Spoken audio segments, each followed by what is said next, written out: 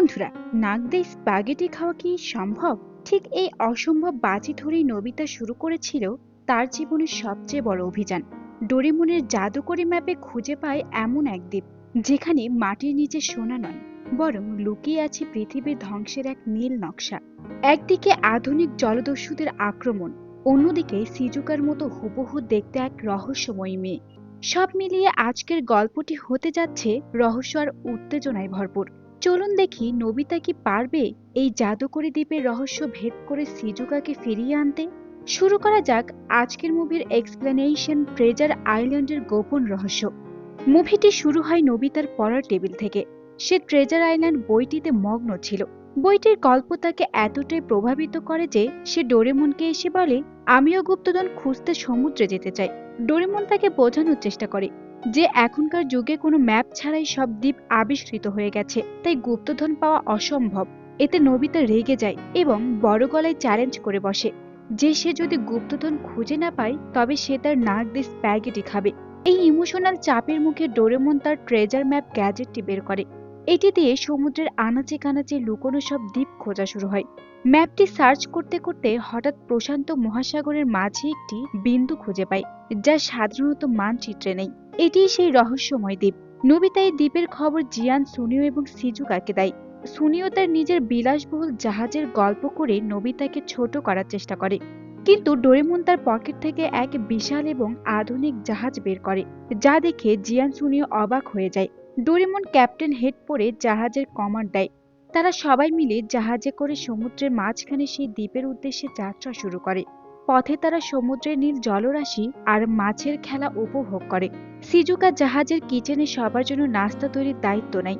হঠাৎ আবহাওয়া বদলাতে শুরু করে এবং চারপাশ ঘন কুয়াশায় ঢেকে যায়। সেই কুয়াশার বুক চিরে এক বিশাল যান্ত্রিক এবং অদ্ভুত চেহারার জাহাজ তাদের সামনে আসে। সেই জাহাজ থেকে আধুনিক জলদস্যুরা নোবিতাদের জাহাজে ঝাঁপিয়ে পড়ে। তাদের নেত্রী ছিল বিবি এবং তার সাথে ছিল একদল রোবট সৈন্য। তাদের কাছে এমন সব পিস্তল ছিল যা থেকে জাদুকরী গোলক বের হয়। জিয়ানা, সুনিও সাহসের সাথে লড়াই করার চেষ্টা করলেও জলদস্যুদের আধুনিক অস্ত্রের সামনে তারা টিকতে পারছিল না। ধস্তাধস্তির এক পর্যায়ে জলদস্যুরা সিজুকাকে তাদের জাহাজে তুলে নেয়। তারা মূলত সিজুকাকে সারা ভেবে ভুল করে অপহরণ করে। নোবিতা সিজুকার হাত ধরে রাখার চেষ্টা করেও ব্যর্থ হয় এবং সমুদ্রের বড় ঢেউয়ের ধাক্কায় নোবিতারা ছিটকে পড়ে। জলদস্যুরা চলে যাওয়ার পর নোবিতারা সমুদ্রের পানিতে এক কিশোরকে ভাসতে দেখে। তারা তাকে উদ্ধার করে জাহাজে নিয়ে আসে। এই ছেলেটির নাম ফ্লক। ফ্লক এই রহস্যময় জলদস্যুদের জাহাজের একজন দক্ষ মেকানিক ছিল।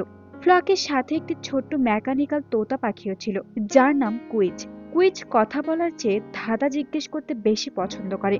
ফ্লক জানায় এই রহস্যময় দ্বীপটি আসলে একটি সাধারণ দ্বীপ নয়, এটি একটি বিশাল হাইটেক সাবমেরিন বা মুভিং স্টেশন। ফ্লক আরো জানায় যে ওই জলদস্যুদের ক্যাপ্টেন আসলে তার নিজের বাবা, ক্যাপ্টেন সিলভার। জলদস্যুদের জাহাজে সিজুকাকে একটি কক্ষে বন্দী রাখা হয়। সেখানে হঠাৎ এক মেয়ে আসে যে দেখতে হুবহু সিজুকার মতো। তার নাম সারা। সারা আসলে ফ্লকের বোন।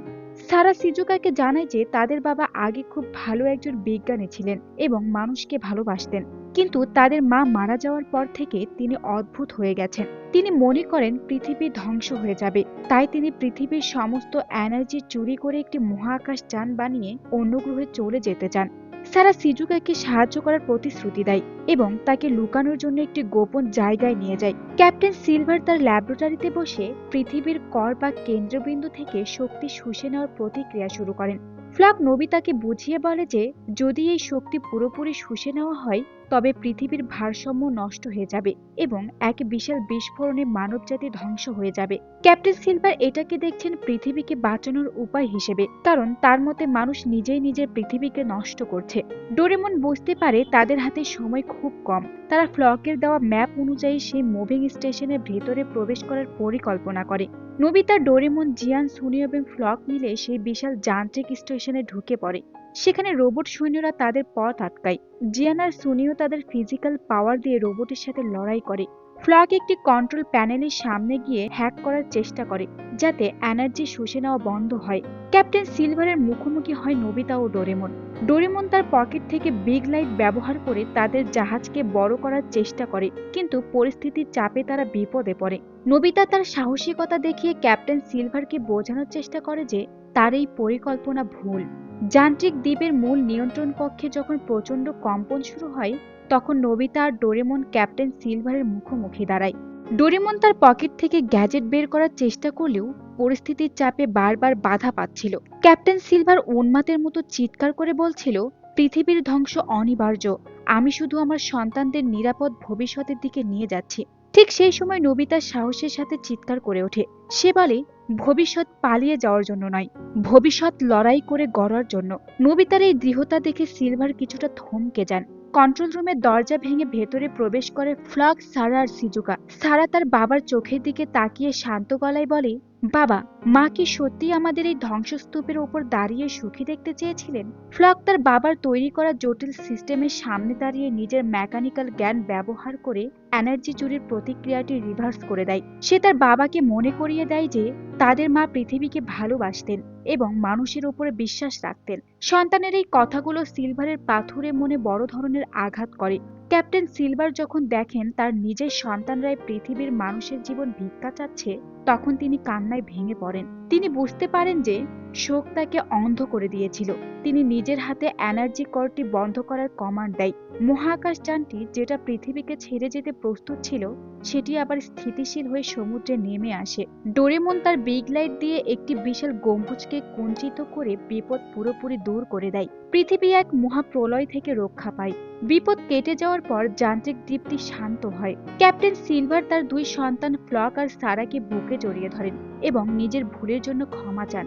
জলদস্যুদের সেই ভয়ানক চেহারা বদলে গিয়ে আবার একটি সাধারণ পরিবারের আবহে ফিরে আসে। জিয়ান এবং সুনিও যারা রোবটের সাথে লড়াই করছিল, তারা হাঁপ ছেড়ে বাঁচে। সিজুকা আর সারা একে অপরকে বিদায় জানায়। তাদের চেহারা এক হলেও তারা বুঝতে পারে যে তারা এখন একে অপরের পরম বন্ধু।